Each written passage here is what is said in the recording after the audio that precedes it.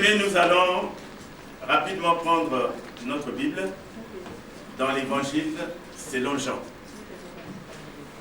Évangile selon Jean. Nous prenons le chapitre 21. Le chapitre 21. Évangile selon Jean. Évangile selon Jean. Chapitre 21. Nous allons lire du verset 1 au verset 17.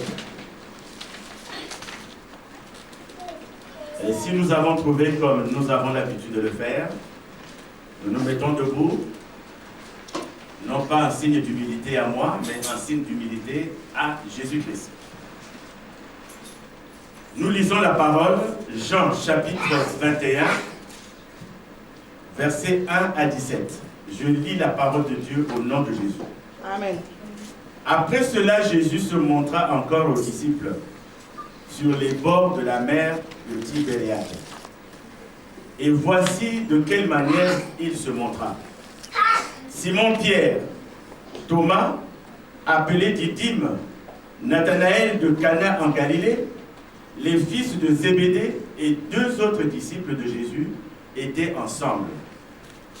Simon-Pierre leur dit, « Je vais pêcher. » Ils lui dirent, « Nous allons aussi avec toi. » Ils sortirent et montèrent dans une barque, et cette nuit-là, ils ne prirent rien. Le matin étant venu, Jésus se trouva sur le rivage. Mais les disciples ne savaient pas que c'était Jésus. Jésus leur dit, « Enfants, n'avez-vous rien à manger ?» Ils lui répondirent non. Il leur dit, « Jetez le filet du côté droit de la barque, et vous trouverez. » Ils le jetèrent donc, et ils ne pouvaient plus le retirer à cause de la grande quantité de poissons. Alors le disciple que Jésus aimait dit à Pierre, « C'est le Seigneur. » Et Simon-Pierre, dès qu'il eut entendu que c'était le Seigneur, mit son vêtement et sa ceinture, car il était nu, et se jeta dans la mer. Les autres disciples vinrent après avec la barque, tirant le filet plein de poissons, car ils n'étaient éloignés de terre que d'environ 200 coudées. Lorsqu'ils furent descendus à terre, ils virent là des charbons allumés, du poisson dessus et du pain. Jésus leur dit, « Apportez des poissons que vous venez de prendre. » Simon-Pierre monta dans la barque et tira à terre le filet plein de 153 grands poissons. Et quoi qu'il y en a eu tant, le filet ne se rompit point. Jésus leur dit, « Venez, manger. » Et aucun des disciples n'osait lui demander « Qui es-tu ?» sachant que c'était le Seigneur. Jésus s'approcha, prit le pain et leur en donna. Il fit de même du poisson. C'était déjà la troisième fois que Jésus se montrait à ses disciples depuis qu'il était ressuscité des morts. Après qu'ils eurent mangé, Jésus dit à Simon-Pierre, « Simon, fils de Jonas, m'aimes-tu plus que ne m'aimes ceci ?» Il lui répondit, « Oui, Seigneur, tu sais que je t'aime. » Jésus lui dit, « Fais paître mes agneaux. » Il lui dit une seconde fois, « Simon, fils de Jonas, m'aimes-tu » Pierre lui répondit, « Oui, Seigneur, tu sais que je t'aime. » Jésus lui a posé 3 fois la question, « M'aimes-tu » Vous savez, lorsque vous êtes dans un ménage, il y a un homme, il y a une femme que vous aimez depuis longtemps, et lorsque l'homme demande à sa femme, « Est-ce que tu m'aimes » C'est une grande question. Et si la femme demande à son mari, « Est-ce que tu m'aimes » Rien que ces mots-là, ils font en tout cas toute une histoire et toute une affaire. Ici, nous dirons tout simplement que Jésus trouve un Simon-Pierre qui est meurtri. Pourquoi meurtri? Pourquoi il lui pose 3 fois la même question? Parce que il ne devait pas trouver Pierre là où il l'a trouvé. Vous savez, quand vous lisez les Saintes Écritures, Pierre, c'est cet apôtre que moi j'appelle souvent l'homme de la révélation. C'est lui, lorsque Jésus avait demandé, que pensez-vous que je suis? C'est lui qui avait eu la révélation par le Père de Jésus, que Jésus était le Christ. Celui qui devait venir et qui vint selon les Saintes Écritures. Et Jésus lui dira, Pierre, ce n'est pas de toi-même que tu l'as trouvé. C'est mon Père qui te l'a révélé. Et ce n'était pas tout. Il lui a dit, tu es Pierre. Sur cette pierre, je bâtirai mon église. Donc, au fait, Pierre était préparé, Pierre était destiné à être le berger de la nouvelle église, à être celui qui conduirait, celui qui faisait paître, qui devait faire paître, c'est-à-dire nourrir les brebis. Mais Pierre est dans un état de délabrement spirituel. Il est dans un état de délabrement spirituel tout simplement parce que, vous vous souvenez, la nuit où les soldats sont venus pour arrêter Jésus, Pierre avait une épée et il a arraché l'oreille de Malchus. Donc, Pierre était prêt à mourir pour Jésus. Mais Jésus est parti sans lui. Alors, il était déçu. Tout à l'heure, la sœur qui disait parlait de tribulation. Ce qu'on appelle avoir une foi en dents de scie. Un jour ça marche, un jour ça ne marche pas. Et la véritable foi, on la reconnaît devant les tribulations. Quand tout va bien, on ne peut pas savoir qui est chrétien et qui ne l'est pas. Mais c'est lorsqu'on est confronté à une difficulté, lorsqu'on est confronté à une impossibilité, c'est là qu'on se rend compte si je suis vraiment chrétien. Donc Pierre n'a pas supporté, en tout cas, la mort de Jésus. Mais Pierre oubliait une chose. Il oubliait que Jésus lui avait dit qu'il est mieux pour vous que je m'en aille. Parce que je vais vous préparer une chambre. Je vais vous faire de la place chez mon Père. Mais il est mieux pour vous. Vous avez tout à gagner que je parte. Mais je ne vous laisserai pas orphelin. Je vous enverrai le consolateur qui sera avec vous en tout temps. Mais oui, je vais mourir. Mais je resterai 3 jours et 3 nuits là, chez les morts. Et je reviendrai à la vie. Pierre avait complètement oublié que Jésus lui avait dit qu'il reviendrait. Et Jésus serait surpris de trouver Pierre. Il est surpris là de le trouver à ses vieilles, à ses anciennes occupations. Parce qu'avant qu'il ne rencontre Jésus, Pierre était pêcheur de poissons. Il était pêcheur de poissons. Et la Bible nous dit que c'est pour la 3e fois qu'il se présente à eux. Entre-temps, il y a eu Thomas qui disait, mais voilà, cet homme-là est ressuscité. Tant que je n'aurai pas vu ce que j'ai vu, je ne vais pas croire. Et le soir où Thomas vient trouver Jésus, il le regarde et dit, mon Seigneur, mon Seigneur. Jésus qui dit, mais quoi, Thomas? Il faut croire. Là, tu m'appelles mon Seigneur, c'est parce que tu m'as vu. Heureux ceux qui ont cru sans voir. C'est justement de ceux-là que tu fais partie.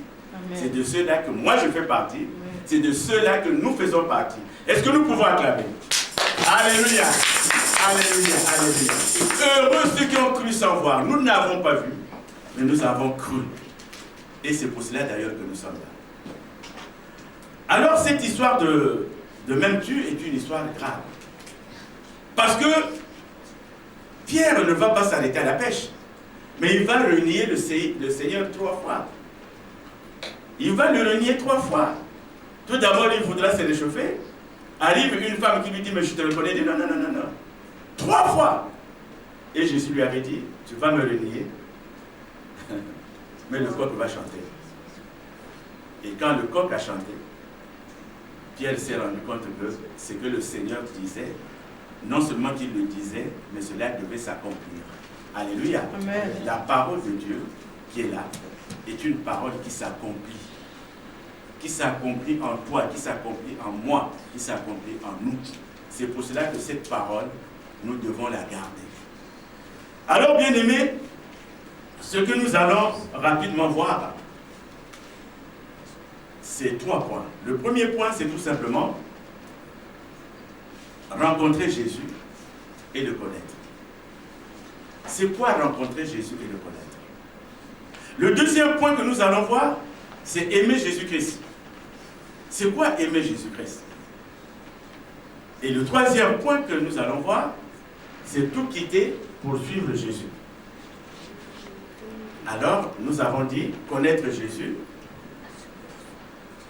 rencontrer Jésus et le connaître, aimer Jésus-Christ, tout quitter pour suivre Jésus.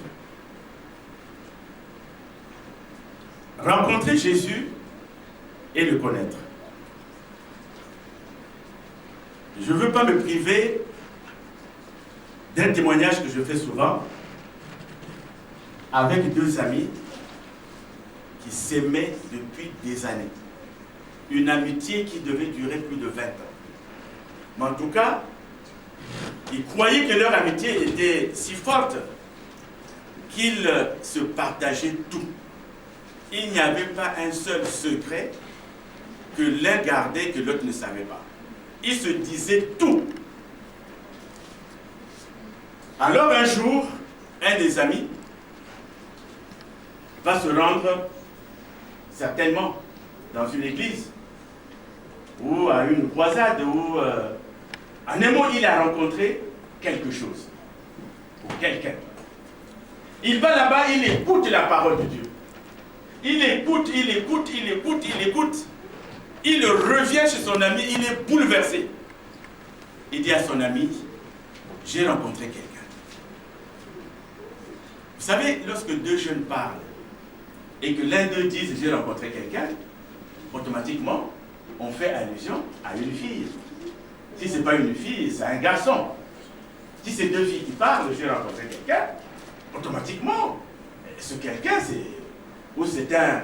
Parce que les garçons parlent de la fille en disant une meuf, j'ai rencontré une meuf, et les garçons, les filles parlent de garçons en disant j'ai rencontré un mec.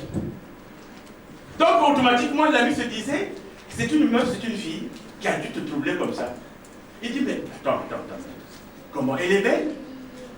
Je dis mais j'ai rencontré plus que la beauté. Ah bon? Mais accouche vite. Qui est cette fille-là? Mais quoi? C'est la fille, toi. Ses parents sont riches. C'est plus que ça. L'ami qui dit, mais un problème quand même. Mais accouche vite, quelle est cette fille que tu as rencontrée? Il dit, mais c'est plus que ça, j'ai rencontré plus que ça. Mais oui, mais qu'est-ce que tu as rencontré? Qui as-tu rencontré? Et enfin, il lui dit, j'ai rencontré Jésus-Christ. Quoi? Tu prends des ailes rien que pour me dire que tu as rencontré Jésus-Christ. Mais moi, Jésus, je l'ai rencontré il y a plus de 20 ans. Il y a plus de 20 ans que je me suis fait baptiser. Il y a plus de 20 ans que je connais Jésus. L'ami qui le regarde, il dit, mais tu dis quoi là? Tu connais Jésus? Oui, je l'ai rencontré depuis plus de 20 ans. Mais alors, tu connaissais Jésus et toi et moi, on trichait dans le train. On ne payait pas notre titre de voyage. Nous trichions. Nous étions obligés de descendre parfois lorsqu'on voyait le contrôleur. Tu connais Jésus, toi? Et nous allons dans les grandes surfaces pour voler. On ne sortait jamais de grandes surfaces avec un saucisson, un grand gigot de ceci, des habits, des chaussures. Tu connaissais Jésus alors qu'on draguait toutes les filles? Non. Non. Mais si c'est vrai, j'ai rencontré Jésus, non. Certainement qu'on n'a pas rencontré le même Jésus. Église, amen. Amen. Certainement qu'on n'a pas rencontré le même Jésus. Parce que le mien, dès que je l'ai rencontré, il a bouleversé ma vie. Il a bouleversé ma vie. En ce moment, je regarde mon corps comme étant de la boue. Avec tout ce que j'ai fait, les rancunes que j'ai gardées contre les gens, les colères que j'ai gardées contre les gens, les haines que j'ai gardées contre les gens, tous ces complots que j'ai fait contre les gens. Aujourd'hui, je me regarde parce que Jésus m'a donné, en tout cas, un enseignement qui est très fort. Il m'a dit d'aimer mon frère. Il m'a dit d'aimer mon frère. Alors toi, tu connaissais Jésus? Et tout le temps, nous avons des bagarres avec les autres groupes. Donc, rencontrer Jésus, c'est tout simplement rencontrer la parole de Dieu. Et quand vous allez dans les Écritures, quand vous prenez Jean, Jean dit qu'au commencement était la parole. La parole était avec Dieu et la parole était Dieu. Toute chose aura été créée par la parole, grâce à elle. Et on continue que cette parole était une lumière. Toujours de Jean chapitre 1. Et en avançant, on dit, cette lumière est allée parmi les siens. Mais les siens ne l'ont pas reconnue. À ceux qui l'ont reçu et qui ont cru en son nom, il leur a donné le pouvoir de devenir enfants de Dieu. Église, amen. Amen. Il leur a donné le pouvoir de devenir enfants de Dieu. Et quand vous continuez, la Bible dit encore que la parole s'est faite chair. Elle a vécu parmi nous. Église, amen. Amen. Donc, quand on rencontre Jésus, on n'est plus la même personne. Et Éphésiens 2 Corinthiens 5, verset 17 nous dit, si quelqu'un est en Christ, il est une nouvelle créature. Les choses anciennes sont passées. Voici, toutes les choses sont devenues nouvelles. Alléluia. Donc, rencontrer Jésus, on le rencontre. Et pourquoi Jésus est arrivé? Voilà une très bonne question. Pourquoi il est arrivé et d'où vient-il? Donc, rapidement, je dirais tout simplement que quand vous lisez les Écritures, et quand vous lisez le livre de la création, qui est Genèse, vous verrez dans Genèse que Dieu avait créé l'homme. Il crée l'homme et il lui donne une aide semblable. Donc l'homme est avec sa femme. Et quand l'homme a vu sa femme, il a dit, cette fois, c'est la chair de ma chair. Parce qu'effectivement, la femme est laide. Et comme je dis souvent, nous les hommes, même si la parole nous dit que l'homme est le chef de la famille, même si la parole nous dit que la femme est soumise à son mari, mais il ne faudrait pas que nous confondons les choses. Dieu ne peut pas dire une chose et son contraire. Il nous dit dans Jean chapitre 8, verset 32, il nous dit, vous connaîtrez la vérité et la vérité vous affranchira. Cette vérité, c'est la parole de Dieu. Parce que Jésus dit, je suis le chemin, je suis la vérité, je suis la vie. Donc la vérité, c'est Jésus-Christ. Quand vous allez connaître Jésus-Christ, vous êtes affranchis. Mais Dieu ne peut pas encore faire de la femme l'esclave de son mari. Non, ce n'est pas possible. Donc Dieu ne peut pas se contredire. La femme est une aide. Et encore, quelque part, la parole dit que l'homme doit aimer sa femme comme son propre corps. Aujourd'hui, quand tu prends des claques que tu envoies à ta femme, est-ce que tu peux prendre toi-même les mêmes claques et te les donner? Tu sentirais que ça fait mal. Donc, ce n'est nullement de l'esclavage que Dieu nous donne. Bien, nous continuons. Donc, Adam et Ève vivaient dans le jardin d'Éden. Un jardin où il faisait beau de vivre. Et vous lirez la parole. Adam ne se fait pas, il ne fait pas de prière. Dans le jardin d'Éden, Adam ne priait pas. Adam ne demandait rien. Dieu étant omniscient, il pensait déjà à ce que Adam et Ève voulaient. Une vie paisible. Toi, tu te réveilles le matin, tu te promets si tu veux te promener, tu t'endors tranquillement. Qu'est-ce qu'il y a de mieux? Donc, dans le jardin d'Éden, ils étaient bien. Jusqu'au moment où le serpent, qui représente le mal, qui représente le diable, qui représente Satan, est venu tromper Ève. C'est pour cela que les hommes disent que la femme, c'est le maillon faible. Non, il fallait que les Écritures s'accomplissent. Et c'est là que l'homme va dire le premier mensonge. Quand Dieu lui dira, mais pourquoi? Parce qu'ils ont reconnu leur nudité. Alors quand ils vivaient, ils ne savaient pas qu'ils étaient nus. Ils ont vécu ensemble, mais ils n'ont pas su qu'ils étaient nus. Adam et Ève vivaient nus, tous les deux, mais jusqu'au moment où Ève est trompée. Et lorsque Ève est trompée, elle donne à Adam. Et quand Dieu lui dit, mais qu'est-ce que tu as fait? C'est là que Adam va dire, c'est le premier mensonge de l'humanité. Adam va dire, c'est la femme que tu m'as donnée. C'est pas moi, c'est la femme que tu m'as donnée. C'est le premier mensonge de l'humanité. Quelqu'un ne vous a jamais donné quelque chose et vous refusez. Amen, papa. Mais ce n'est pas Ève qui avait la mission. C'est Adam qui avait la mission. Puisque Ève n'est venue qu'en tant qu'aide. C'est Adam qui avait la mission. Adam pouvait se dire, ça c'est pas la parole de Dieu, je ne mange pas. Église, amen. Amen. Donc c'était une parenthèse. Alors, le jardin d'Éden n'était plus ce qu'il était, et d'ailleurs il les a chassés de là. Mais l'homme, c'est-à-dire Dieu est tellement miséricordieux, Dieu est tellement bon, mais entre-temps il a dit à l'homme qu'avant tu ne travaillais pas, mais maintenant tu vas vivre à la sueur de ton front. Et il a dit à la femme que tu accoucheras, mais toujours pas des douleurs. C'est pour cela que les sœurs aujourd'hui vont prendre des péridurales, elles prennent des péridurales, elles prennent ceci, parce que cette parole est restée sur la femme. Église, amen. Amen. L'homme vivra la sueur de son front. Et la Bible dit que c'est un homme qui ne travaille pas ne doit pas manger. Amen. Tu ne travailles pas, tu ne dois pas manger. C'est pour cela qu'on s'est mis à travailler.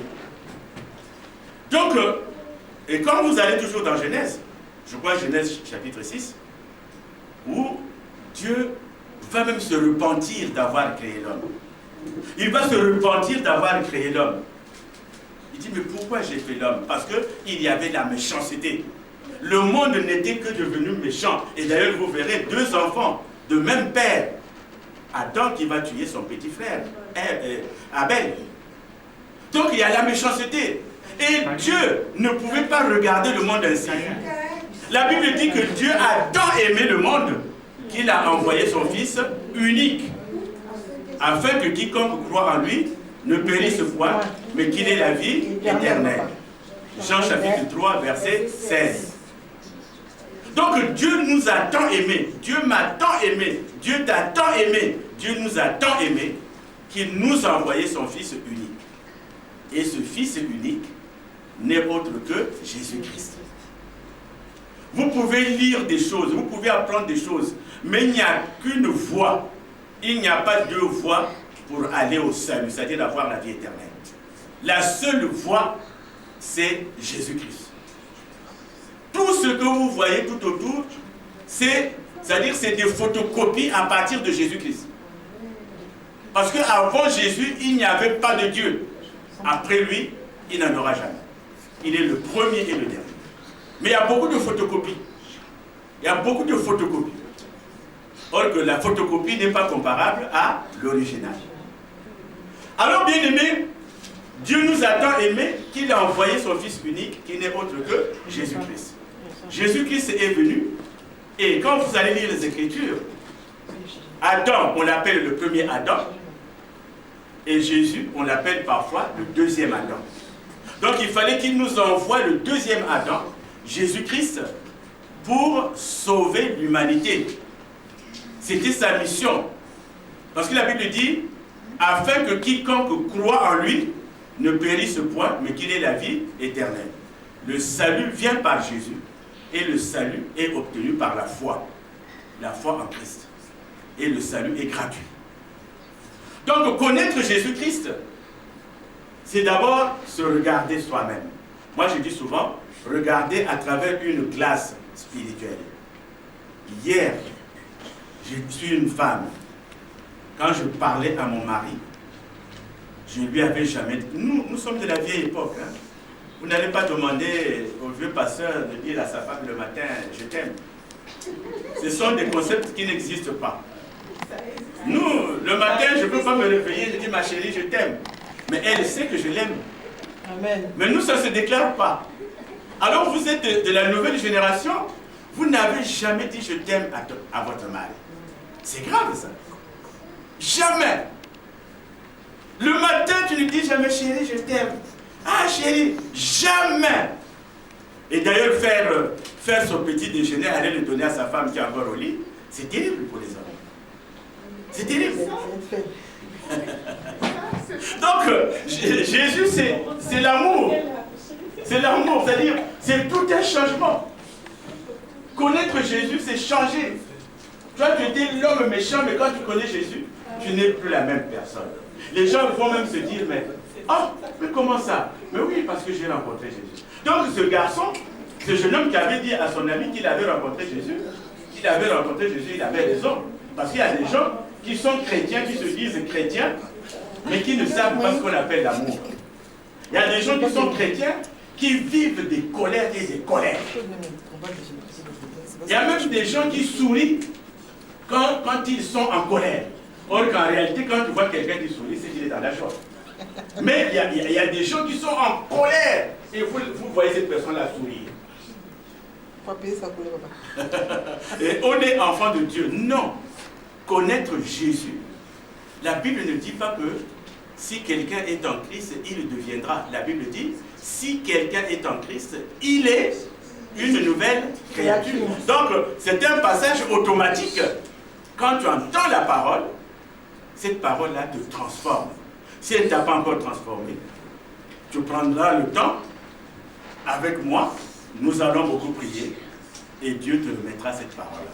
Donc voilà ce qu'on appelle connaître Jésus, le rencontrer et on le connaît. On le connaît à travers la parole. On le rencontre à travers la parole. Et il y a un signe que Jésus nous a laissé, c'est le baptême, les eaux de baptême. Lui-même, Jésus a été baptisé par Jean-Baptiste. Donc, il faut prendre les eaux de baptême. Et je reprends bien, pour la plupart, nous venons tous de la grande Babylone, où l'enfant d'un mois, l'enfant d'une semaine est baptisé, en prenant un peu d'eau, en mettant sur la tête. Je baptise au nom du Père, du Fils et du Saint-Esprit. Donc il y a un peu d'eau là. Nous venons de là. Si tu as été baptisé de la sorte, si on t'a mis un peu d'eau là sur la tête, il faut te dire que ton baptême n'est pas bon. Ce baptême-là, nous devons être baptisés comme l'a été Jésus. C'est-à-dire par immersion. Tout ton corps doit plonger dans l'eau et on te le sort de là. Tu es une nouvelle créature. Amen. Amen. Tu es une nouvelle créature parce que en te plongeant dans l'eau, le vieil homme, celui qui t'a empêché d'être fidèle, tu es marié, mais tu entretiens au moins 50 bureaux. Tu as au moins 50 bureaux des ambassades. Tu entretiens des ambassades. Et quand ton salaire vient, mais il faudrait que tu fasses la répartition. Et ta pauvre femme à la maison n'a rien, tu as toujours des raisons. J'ai des dettes, j'ai ceci, j'ai cela. Mais parce que on dit, le monde dit que qui trop embrasse, mal étreint. Tu as trop embrassé. Alors que la Bible ne nous dit pas que l'homme quittera son père et sa mère et s'attachera à ses femmes. La Bible dit, et s'attachera à sa femme. Non?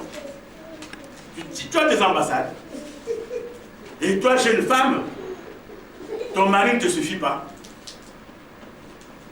Pour te rendre à Paris, tu as au moins 5 arrêts parce que à Pont-sur-Lyon, tu as un amant. Tu descends à Pont-sur-Lyon pour cet amant-là. Et quand tu décolles, tu arrives à Melun, tu as encore un amant à Melun, peut-être 2. Alors, oui, à Villeneuve aussi, pour arriver à Paris, il te faut peut-être 3 jours. Tu as des ambassades. Et tu te dis, ça me permet de joindre les 2 bouts de moi. Donc, non, non. Ton corps vaut plus que ça. Amen. Alléluia. Amen. Donc, c'est ça connaître Jésus. On connaît Jésus par le changement. Toi, l'homme qui n'a jamais pris le temps de prendre ta femme, l'amener, aller avec ta femme dans un restaurant. Quand tu aimes ta femme, tu vas dépenser. Aujourd'hui, prendre sa femme, aller. Vous savez, le plus grand restaurant que nous avons, nous, c'est le McDo. C'est le plus grand restaurant. Mais je t'ai offert. Et si vous n'avez pas au McDo, si vous n'allez pas au McDo, vous allez au kebab. C'est le plus grand restaurant que nous avons. C'est le plus grand restaurant que nous avons.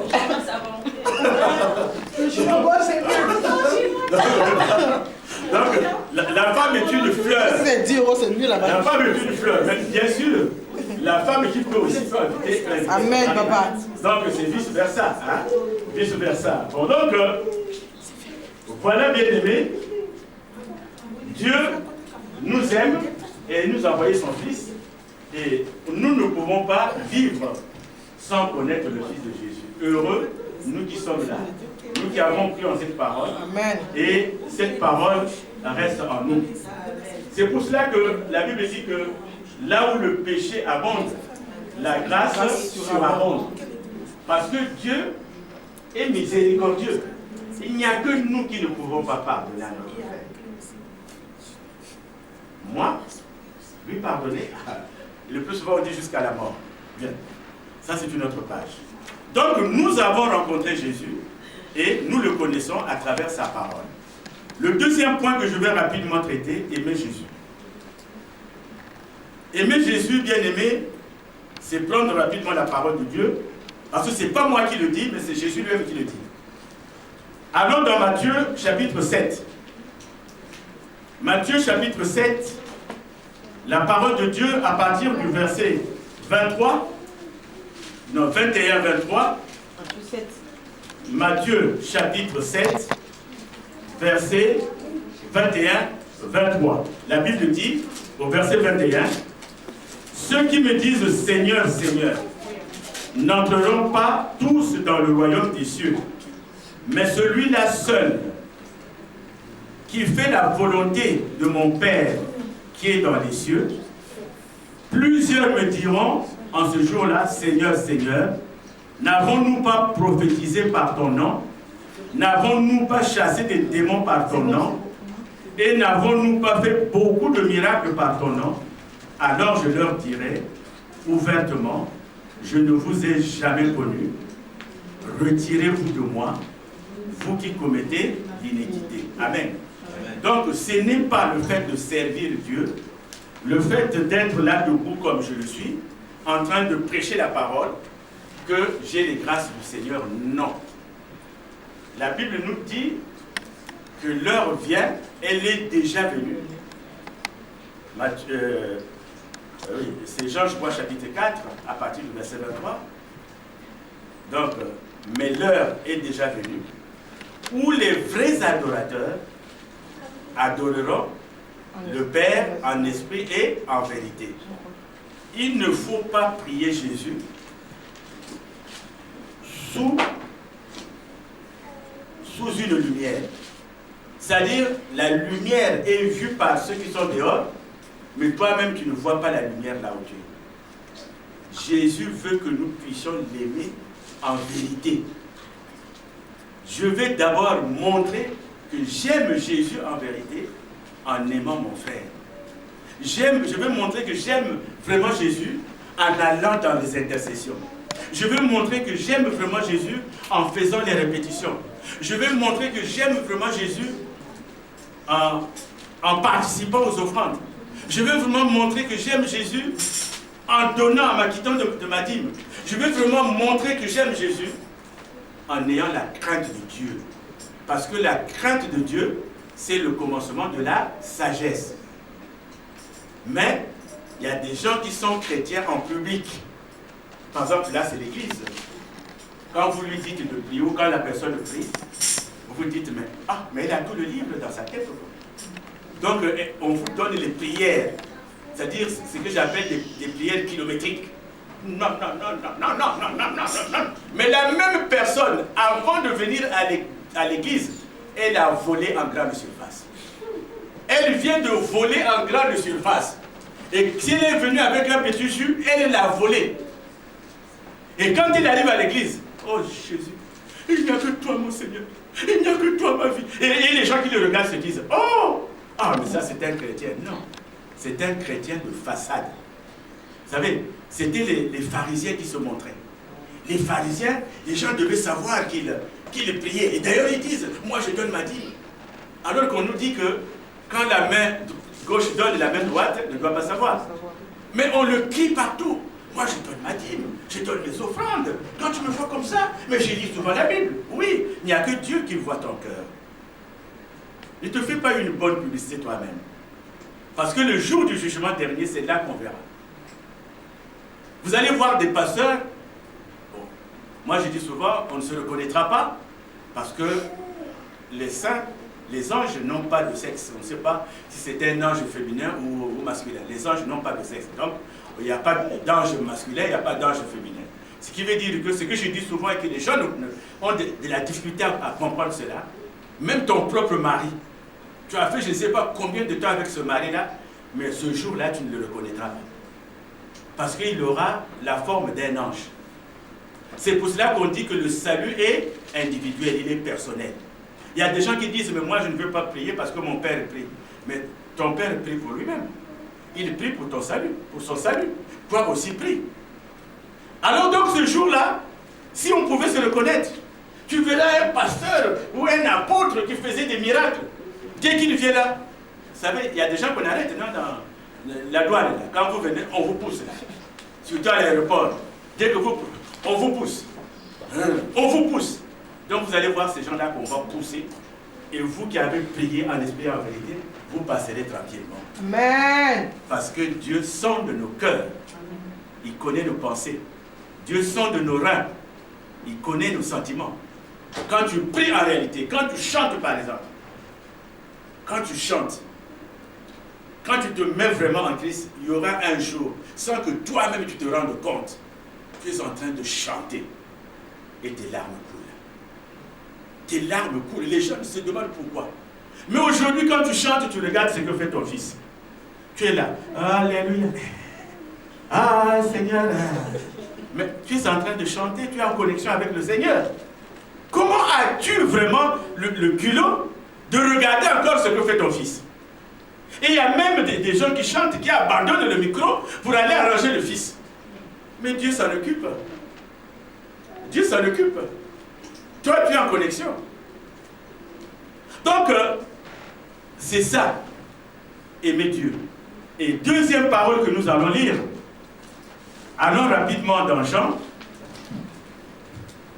Jean, chapitre 14. Nous allons lire le verset 15 à 21. La parole nous dit, si vous m'aimez, Jean chapitre 14, verset 15, si vous m'aimez, gardez mes commandements. Celui qui a mes commandements et qui les garde, c'est celui-là qui m'aime. Et celui qui m'aime sera aimé de mon Père. Je l'aimerai et je me ferai connaître à lui. Jude, non pas Icarios, lui dit, Seigneur, d'où vient que tu te feras connaître à nous et non au monde? Jésus lui répondit, si quelqu'un m'aime, il gardera ma parole et mon Père l'aimera. Nous viendrons à lui et nous ferons notre demeure chez lui. Celui qui ne m'aime pas ne garde point mes paroles. Et la parole que vous entendez n'est pas de moi, mais du Père qui m'a envoyé. Amen. Et quand vous allez dans Jean 7, et toujours 15, verset 7, la Bible vous dit, si vous demeurez en moi et que mes paroles demeurent en vous, demandez ce que vous voudrez et cela vous sera accordé. Comme le Père m'a aimé, je vous ai aussi aimé, demeurez dans mon amour, de même que j'ai gardé les commandements de mon Père et que je demeure dans son amour. Verset 11, je vous ai dit ces choses afin que ma joie soit en vous et que votre joie soit parfaite. C'est ici mon commandement, aimez-vous les uns les autres comme je vous ai aimé. Il n'y a point de plus grand amour que de donner sa vie pour ses amis. Vous êtes mes amis et vous faites ce que je vous commande. Amen. Amen. Si nous voulons être amis de Jésus, nous ne pouvons faire que ce que nous dit sa parole. Donc, aimer Jésus, c'est mettre en application sa parole. Qu'on ne soit pas des consommateurs de paroles. Vous savez, chez nous en Afrique, il y a des enfants parfois qu'on nourrit. Ce n'est pas parce qu'il n'y a rien à manger. Mais on nourrit les enfants, mais ils ne prennent pas de poids. Ils sont rachitiques. Les parents font tout pour les nourrir, mais en tout cas, ils sont rachitiques. Dans les églises aussi, il y a beaucoup de rachitiques. C'est-à-dire des gens qui sont consommateurs de la parole. Quand on prêche, on sort de l'église. Ah, la prédication d'aujourd'hui, ah là là, ça a été canon. Hein? Une bonne prédication, mais qu'est-ce que tu en as fait? Qu'est-ce qui va rester en toi? Tu écoutes, mais tu en fais quoi? L'essentiel, ce n'est pas d'écouter, mais l'essentiel, c'est de garder. Donc, si nous aimons Jésus, nous devons garder sa parole. Amen. Amen. Le troisième point, tout quitter pour suivre Jésus. Alors, il y a des gens qui pensent que c'est comme une fois à Kinshasa, et un vieux président, un ancien président de Kinshasa avait dit nouvelle année, je ne sais pas ce qui venait après, nouvelle année, nouvelle, je ne sais pas ce qu'il ajoutait. Donc il y a des gens qui croyaient que le président leur avait demandé de changer de femme. Comme c'était la nouvelle année, ils devaient divorcer et prendre une deuxième femme. Ah oui? Comment on disait ce slogan-là? C'est mon coup de nouvelle année. Ah si, si. Nouvelle année, nouvelle. C'était un dicton de Mobutu. Donc c'était une nouvelle année, il demandait, je crois, des nouveaux comportements. Quelque chose comme ça. Bon. Donc, quand on dit tout quitter, et Jésus dit que si tu aimes ton père et ta mère plus que lui, c'est que tu ne l'aimes pas. Et il dit encore, aujourd'hui, si tu aimes ta femme, tu aimes tes enfants plus que lui, c'est que tu n'es pas digne de lui. Mais ça veut dire quoi? C'est vrai, Pierre et les autres avaient tout quitté. Ils ont quitté femmes et enfants et ils sont allés faire le travail de pêcheurs d'hommes. Mais quand le Christ nous dit de tout quitter au jour d'aujourd'hui, ce n'est pas que j'étais avec une femme, j'étais païen, maintenant que je suis chrétien, je dois chercher une femme chrétienne. Non. Ce n'est pas parce que mon fils ne prie plus, ce fils-là n'est plus le mien. Non. Quand il nous demande de tout quitter, vous savez, l'apôtre Paul, il était pharisien, il avait fait la plus grande école de ce temps-là. Parce que les pharisiens, c'était les grands connaisseurs. Et il était juif. Mais il a souffert pour Christ. Et tous les avantages qu'il avait, il le regardait comme étant de la boue. Ça veut dire quoi? Tout quitter, c'est que toi, mon frère, toi, ma soeur, qui aime aller à Paris, si tu as la liste des trains où il n'y a pas de contrôleur, maintenant prends le train où il y a des contrôleurs. Maintenant, tu dois prendre le train où il y a des contrôleurs. Il y a des abonnements, prends ton abonnement. Il y a le titre de séjour de transport, paye ton titre de transport. C'est ça tout quitter. C'est-à-dire tout ce qui était négatif, tu dois le quitter. C'est ce qu'on appelle aimer Jésus plus que tout. Parce que Dieu ne peut pas dire une chose et son contraire. Il nous dit, enfants, obéissez à vos parents. Et il dit, enfants, honore ton père et ta mère. C'est le premier commandement avec une promesse. La promesse est vivre longtemps et vivre heureux. Mais il ne peut pas dire que tu n'aimes pas ton père. Il ne peut pas se contredire. Parce qu'il te dit d'aimer ton père, d'honorer ton père. Il y a des gens qui se demandent, mais pourquoi ma vie ne réussit pas? Tu as un père, dès qu'il parle, mais c'est lui le représentant de Dieu sur terre. Demandez à notre frère qui est au fond là-bas. Maintenant, il sait comment l'enfant vient au monde. Il a assisté à la naissance. Et quand il dormait, quand il venait de là où il travaillait, il dort tranquillement. C'est le réveil qui le réveille le matin. Mais maintenant, quand il dort, même dans son sommeil profond, il y a maman Nénel qui lui dit, il y a l'enfant. Il sait maintenant ce que c'est. Il sait. Mais ton père a souffert. Ta mère a souffert. Maintenant que tu es devenu riche, maintenant que tu es devenu ceci, tu les regardes. D'ailleurs, quand oh, vous savez, moi je ne suis pas très grand de taille, donc quand je fais ceci, ça ne se fait pas bien voir. Mais les gens qui sont grands qui font ça, vous voyez que c'est vraiment prouvé. Et quand il parle, il a changé. Il a changé. Quand son père vient le voir, qu'est-ce qu'il y a que tu veux faire ici? Attends, qu'est-ce qu'il y a? Mec, mon frère, c'est Dieu qui t'a donné. Dieu sait reprendre aussi. Amen. Alléluia. Amen. Parce que la Bible te dit, honore ton père et ta mère. Et je ne vais pas m'en priver de vous le dire. Tu es en France depuis 1 an, tu es en France depuis 2 ans. Depuis je ne sais pas combien d'années. Combien de fois tu fais un petit mandat à ton père? Combien de fois tu fais un petit mandat à ta mère?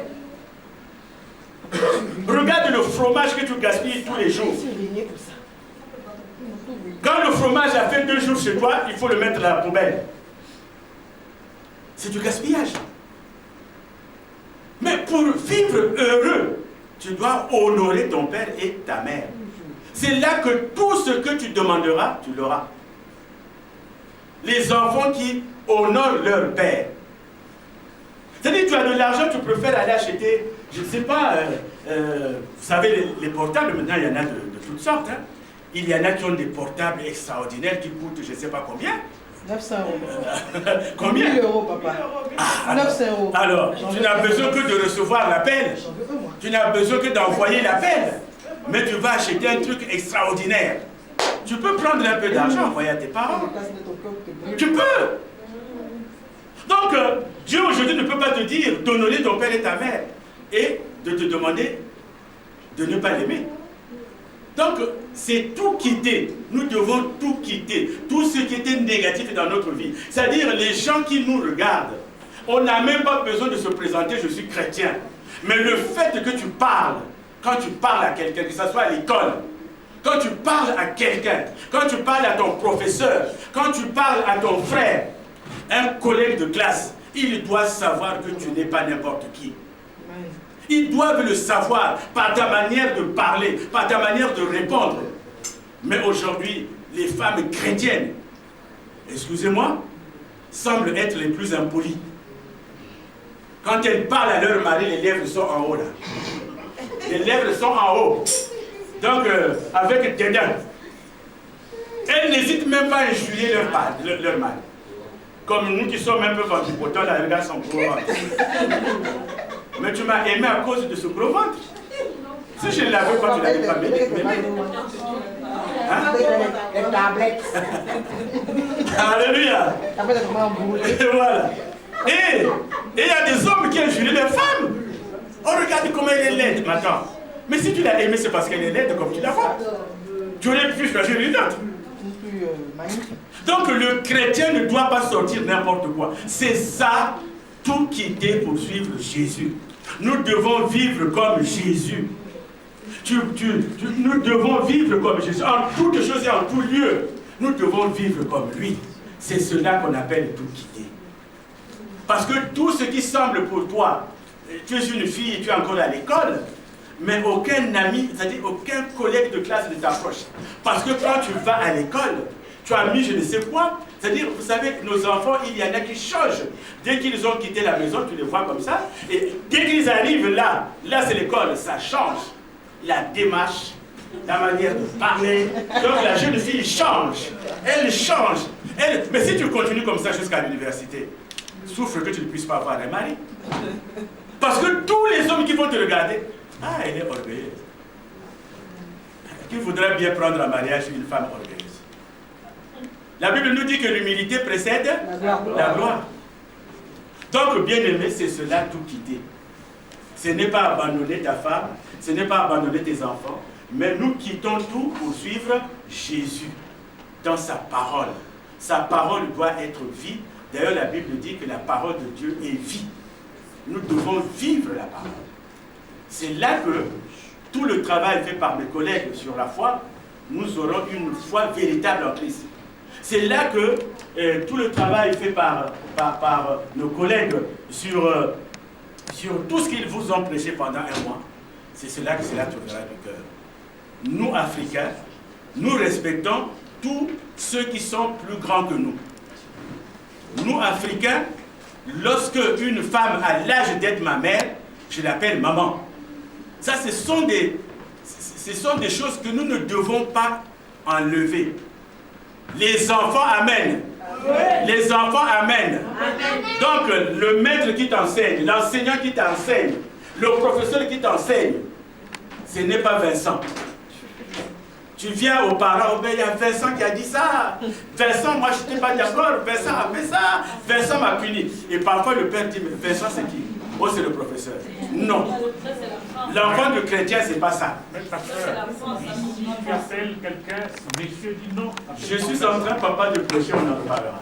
Mais sois seulement rassuré que nos enfants doivent être différents des autres. Même à l'école, les enfants doivent être différents. Moi, ils sont là déjà grands. Quand ils revenaient de l'école, il y a un qui avait une enseignante. À chaque fois, il me parlait, je ne sais pas si c'était Marie-Claire ou quoi, ou Marie-Claire. Quelle est cette Marie-Claire là qui s'importune comme ça? C'est qui Marie-Claire? Oh, c'est l'institutrice. Quoi? Tu l'appelles Marie-Claire?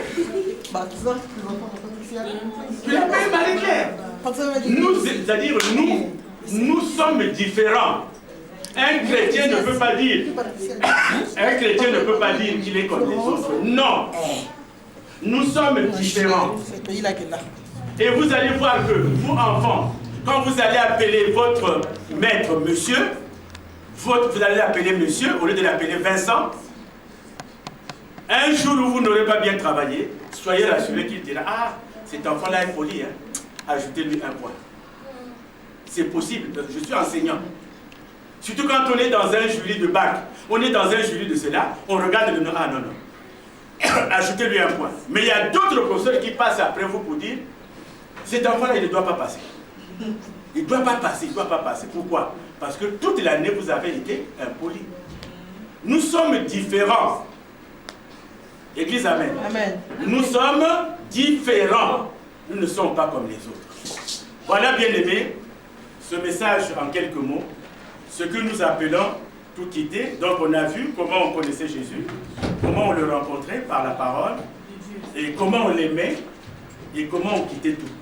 Donc tout ce qui était richesse pour nous doit être considéré comme étant de la boue.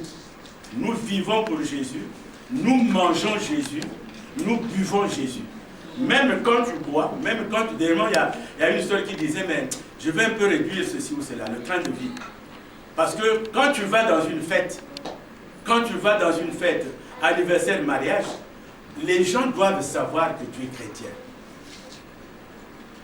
Pourquoi vous allez à une fête, vous voyez par exemple le pasteur que je suis avec mon épouse, vous arrivez à cette fête-là, vous nous voyez danser, j'enlève la veste, et là, vous allez dire, hé, mais j'ai vu, mais c'est pas possible. Mais pourquoi ce n'est pas possible pour nous et c'est possible pour toi? Le jour du jugement dernier, nous sommes tous fils de Dieu. Amen. Chacun avec ses responsabilités. Si tu penses que le pasteur enlève ses habits, enlève sa chemise, il commence à danser, Vous avez dit, mais il est devenu fou le pasteur. Si ce n'est pas bon pour moi, ce n'est pas bon pour toi. Amen. Or que toi, quand tu vas dans les fêtes, il faut qu'on remarque que tu sais danser. Alors c'est là que tu prends la meilleure danse Afrique qu'on appelle... comment? On appelle le ventilateur. Tu vas